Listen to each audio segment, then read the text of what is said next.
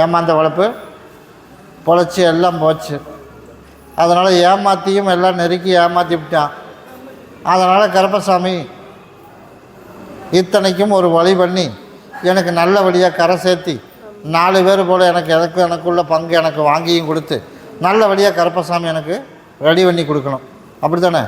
சரி, அமைச்சு தர, ஓடி போய் காலில் எடுத்துகிட்டு ஓடு. அதே போல் கருப்பசாமி நீ நினச்சது போல் எந்த வித குழப்பமும் இல்லாமல் கருப்பசாமி உனக்கு உள்ள சேர் வந்துடுமா அப்படின்னா உனக்குள்ள சேர் உனக்கு வாங்கி கொடுத்துறேன். எந்த எவிடன்ஸும் இது வரைக்கும் இல்லை. ஆனால் எவிடன்ஸ் உனக்கு கைக்கு சிக்கிற மாதிரி உனக்கு ஏற்படுத்தி கொடுத்துறேன். அப்படி அமைச்சா போதுமா? அது வரைக்கும் அமாவாசை பௌர்ணமிக்கு தவறாமல் வா. 3 அமாவாசை 3 பௌர்ணமி தவறாமல் மொதல் கட்டம் வா. அதுக்குள்ளே உனக்கு எவிடன்ஸ் தயார் பண்ணி கொடுத்துட்றேன். பங்கு வாங்கி கொடுக்க வரைக்கும் என்னை மறக்காமல் என்னை வந்து பார்த்துட்டு போ. உனக்கு சீக்கிரமாகவே உனக்கு அமைச்சு கொடுத்துட்றேன். என்னை கேட்காம நீ எந்த பேப்பரும் கேட்டால் எடுத்து கையில் கொடுத்துடக்கூடாது. கொடுக்க மாட்டீல்ல? இன்னொரு பேப்பர் கொடுக்கணும். கொடுத்துட்டியா? கொடுக்கலையா? கொடுக்கல. இப்போ கேட்டால் கொடுத்துடலாமா வேணாமா? நீ சொல்லு. நான் அதெல்லாம் கேட்கல. உன்னோட எவிடன்ஸ் உன்னோட தாயா? அது நூதனமாக வாங்கிறதுக்கு வாய்ப்பு நிறையா இருக்குது. அதனால் வாங்கிறதுக்கு இல்லாமல் கொடுக்கறதுக்கும் கூடாது.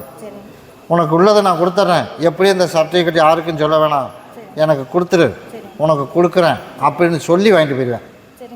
அதனால் நீயும் சரின்னு கொடுத்துருவேன். அதை மட்டும் கொடுக்காமல் இழுத்து பிடிச்சி வை. யாரும் என்னை கேட்காம விற்க முடியாது. அதுக்கு உண்டான வழி நான் அமைச்சு கொடுத்துறேன். சரியா? அதனால் இதை கொண்டு பாங்காக வச்சுக்க. அந்த இடத்துல கொண்டுட்டு போய் கனி வைக்க முடியுமா? சரி, இதை மட்டும் தனியாக வச்சுக்க. இதை கொண்டுட்டு போய் என் பேரை சொல்லி எனக்கு வர வேண்டியது வந்தால் போதும் அப்படின்னு சொல்லி கொண்டுட்டு போய் வச்சிரு.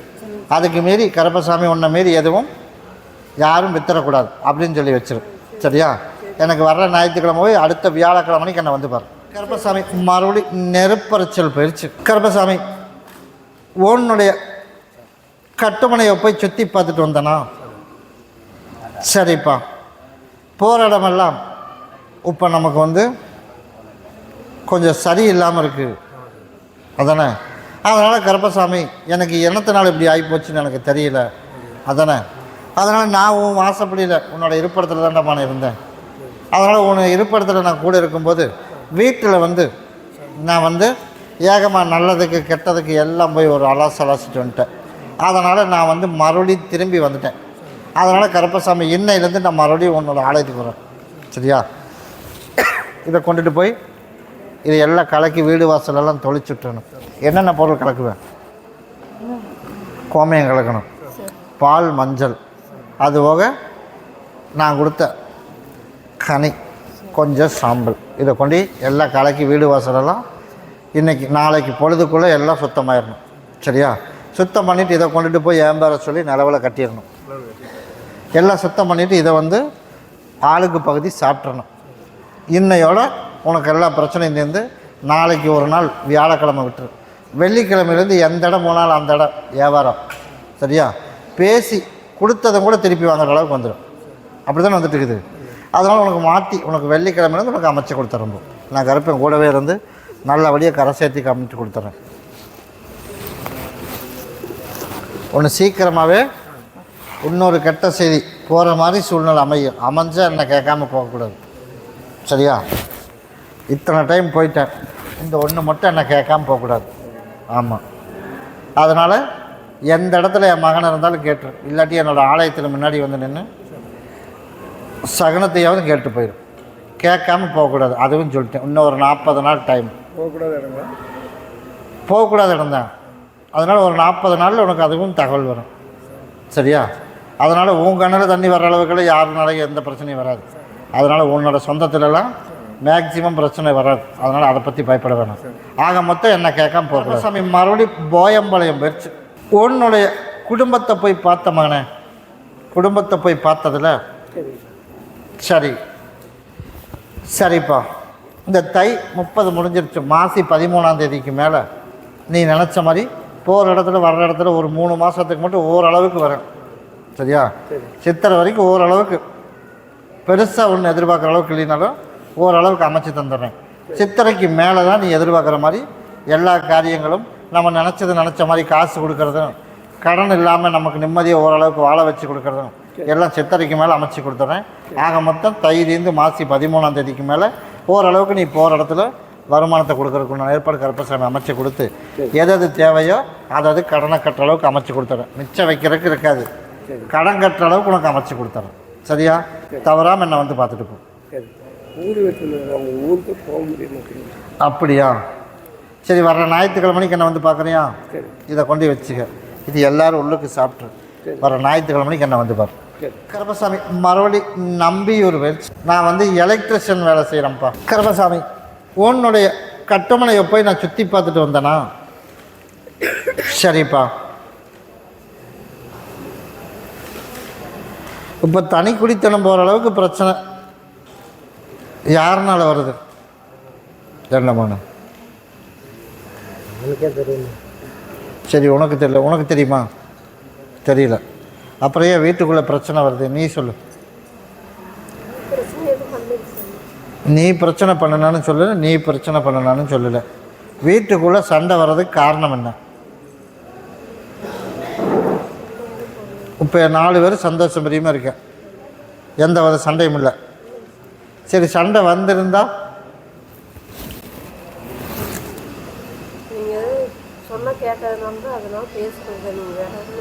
வேற எதுவும் இல்லை. ஏமான வேற எதுவுமே இல்லையா? நான் தெரிஞ்சுதான் நான் உன்னை கேட்குறேன். நான் இப்போ இத்தனை நாள் உன்னை இப்படி கேட்டிருக்கிறேன்னா இப்போவும் சொல்கிறேன், அன்னைக்கும் சொல்லிட்டேன். நான் பப்ளிக்கில் சொல்ல விரும்பலை. சரியா? அதனால் கருப்பசாமி நான் சொல்கிற டைம் வரைக்கும் பொறுமையாக இருந்துட்டேன் அப்படின்னா பிரச்சனை இல்லை. இல்லாட்டி குடும்பம் 2 ஆயிரம். இது வந்து மறைமுகமாக சொல்கிறேன்.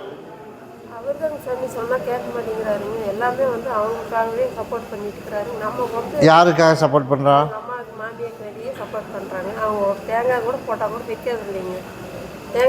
சரி, யார் கையில் கட்டு போட்டா?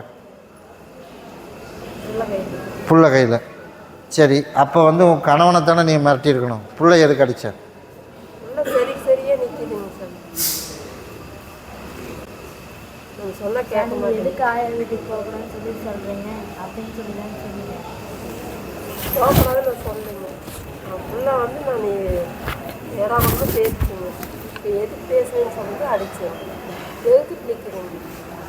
சரி, உனக்கு நான் டைம் சரியில்லைன்னு சொன்னேன்னா சொல்லலையா? இப்போ யார் தப்பு பண்ணுறாங்கிறது முக்கியம் கிடையாது. டைம் முதல்லையே சரியில்லை. ஒரு 6 மாத காலம் யாரோட பேச்சையும் கேட்காம 4 பேர் கரெக்டாக இருந்த அப்படின்னா உனக்கு கேஸ் பிரச்சனையும் தீர்த்து கொடுத்து உனக்கு நல்ல வழியாக நீ நினச்சது மாதிரி எண்ணி 1 வருஷத்துக்குள்ள சொந்த வீடு கட்டணும். உன்னோட கொள்கை அது தானே. அதனால் நீ இப்போவே நான் சொல்லி ஒரு 15 நாள் கூட ஆகலை, இப்போ பிரச்சனையோடு வந்திருக்க. நான் சொல்கிறத முழுசாக கேட்கணும். எனக்கு ஞாயிற்றுக்கிழமைக்கு கட்டாயம் வரணுமானே. சரியா? ஞாயிற்றுக்கிழமைக்குள்ளே நானே இதுக்கு ஒரு தீர்வு பண்ணிடுறேன். சரியா? இப்போ நீ சொன்னாலும் கேட்க மாட்டேன், அவள் சொன்னாலும் கேட்க மாட்டேன். அதனால் இதுக்கு நானே ஒரு முடிவு பண்ணிடுறேன்.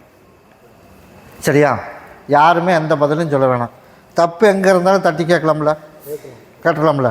நீ உன்னோட தாய் தகப்பனையும் விட்டுறணும், நீ உன் தாய் தகப்பனையும் பேச்சு வீட்டுக்குள்ளே வரக்கூடாது.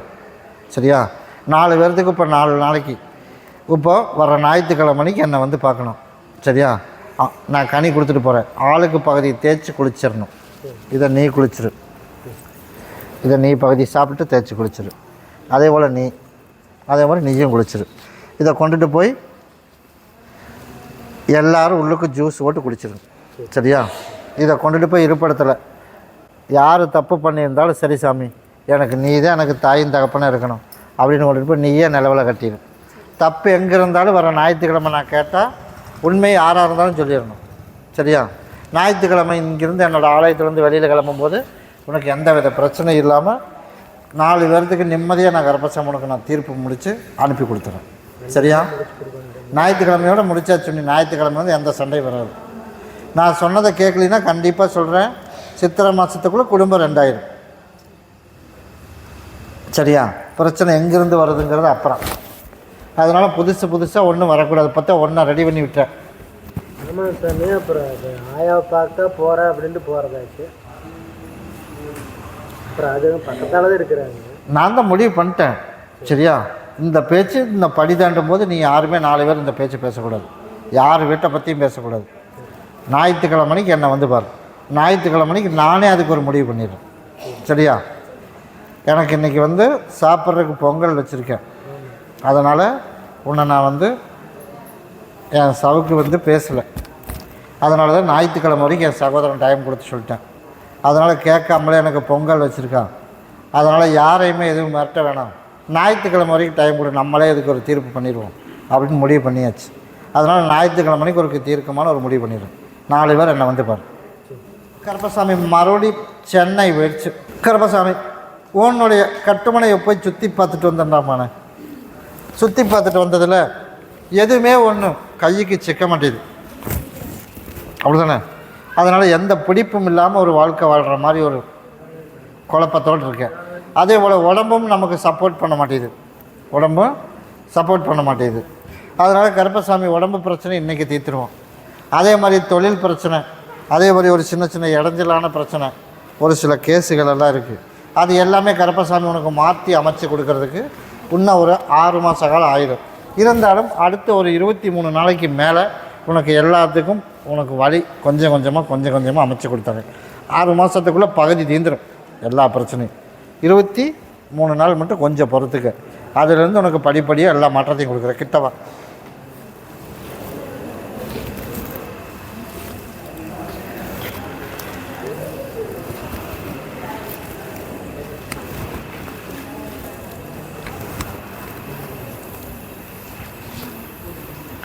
இதை பகுதியை சாப்பிட்டு பகுதியை தேய்ச்சி குளிச்சிடணும். சரியா, இந்த கனியை கொண்டுட்டு போய் என் பேரை சொல்லி எனக்குள்ள பிரச்சனையை தீர்த்து கொடுத்து எனக்கு வருமானத்தை நல்லபடியாக கொடுக்கணும்.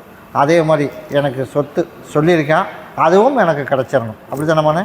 அதனால் இவ்வளோ நாள் இல்லாமல் இருந்தாலும் இப்போ கொஞ்சம் தகவல் வந்திருக்கு. வந்தாலும் அதையும் எனக்கு முழுசாக எனக்கு திருப்பி வாங்கி கொடுத்துடணும். அப்படி தானே வந்து கேட்டேன். அதை நான் உனக்கு முழுசாக நான் வாங்கி கொடுத்தேன். இதை மட்டும் பாங்காக வச்சுக்க. நான் கருப்பசாமி உனக்கு கூடவே வரேன். கருப்பசாமி மறுபடி கோயம்புத்தூர் வச்சு நான் வந்து ஒரு கார் எடுக்கணும்ப்பா. ஒன்று கொடுக்கணும், ஒன்று வாங்கணும். கொடுக்கணுங்கிறத நான் கொடுத்தாச்சு, விலைக்கு விற்று கொடுத்துட்டேனே. அதே போல் எனக்கு நல்லபடியாக இன்னொரு வண்டியை வாங்கணும். அதுதானே? அதனால் நம்ம கேட்ட நம்பரே கிடைக்குமா? இல்லை, நமக்கு வந்து கேட்ட நம்பர் வந்து கரெக்டான வழிக்கு கிடைக்கிற மாதிரி தெரியல. அதனால் எந்த நம்பர் வேணாலும் எடுக்கலாமா? அதானே? 6 வேணாம். சரியா, சரி. 1 வேண்டாம், அதுவும் வேண்டாம். மற்றது உனக்கு எது தோணுதோ எடுத்துடலாம்.